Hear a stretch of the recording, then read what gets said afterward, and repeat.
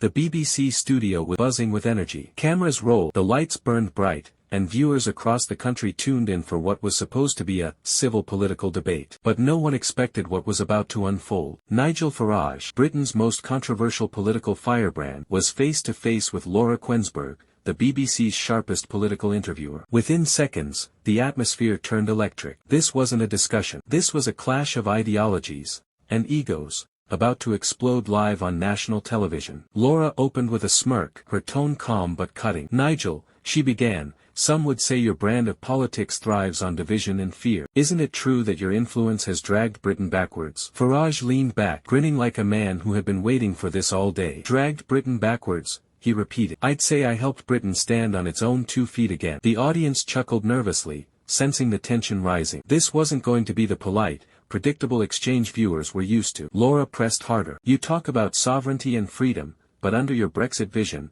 small businesses are struggling, trade's down, and confidence is at rock bottom. How can that be victory?" Farage's grin faded. He leaned forward, eyes narrowing. "The problem isn't Brexit, Laura," he snapped. "It's the establishment, the one you represent, that sabotaged it. The politicians, the bureaucrats, and yes, even the BBC, who never wanted it to succeed." The room went still. The gloves were off. The exchange grew sharper with every minute. Laura fired data, polls, and expert opinions at him. Farage fired back with stories of fishermen, farmers, and factory workers who felt betrayed. "You've lost touch with the real people of this country," he said, pointing straight at her. "You sit here in a London studio quoting spreadsheets while people in Sunderland can't pay their heating bills." The camera zoomed in on Laura's expression, calm, but her jaw tightened. Then came the twist. Laura revealed a report, an internal memo from a government insider, suggesting that Farage had personally profited from post-Brexit market instability. "So, Mr. Farage," she said, lifting the paper,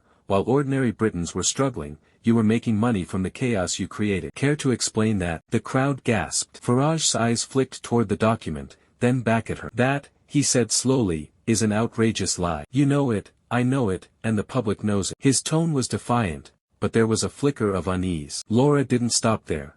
"These are official records," she continued. "Are you saying the evidence is fake?" Farage shot back instantly. "I'm saying the system is fake, Laura. The same system that told us we couldn't leave the EU without disaster. The same experts who've been wrong for decades." The audience erupted, half cheering, half booing. What was meant to be an interview had turned into a battleground, live on the BBC's biggest political show. Social media went into meltdown. Clips of the confrontation flooded Twitter and TikTok. One headline read, "Farage explodes on BBC, live TV chaos." Another said, "Kuenssberg shocked as Farage flips the script." It was political theatre at its finest. 2 titans of British media tearing into each other with the nation watching. But beneath the spectacle, something deeper was being exposed. The growing divide between Britain's political elite and the restless, disillusioned public. As the debate raged on, Farage turned the tables once again. "Laura," he said, lowering his voice, "do you ever wonder why trust in the BBC has collapsed? Why people no longer believe what they're told on shows like this?" His words hung heavy in the air. Laura fired back, "Because of people like you,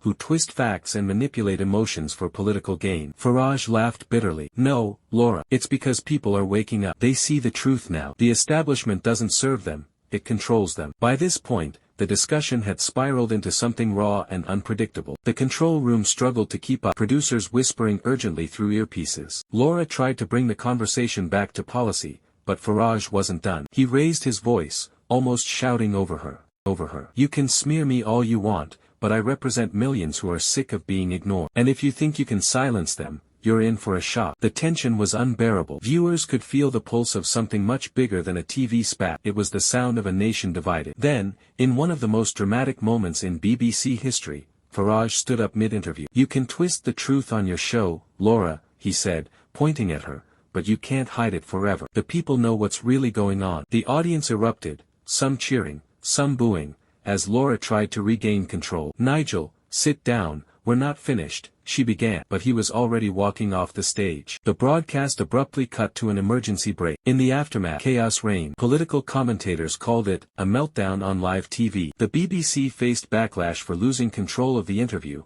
while Farage supporters hailed him as a truth-teller who dared to stand up to the establishment. But one question echoed across Britain. Was this the moment the old media finally lost its grip, or just another chapter in the endless war between politics, power, and the people? The broadcast may have ended, but the fire it ignited was only just beginning.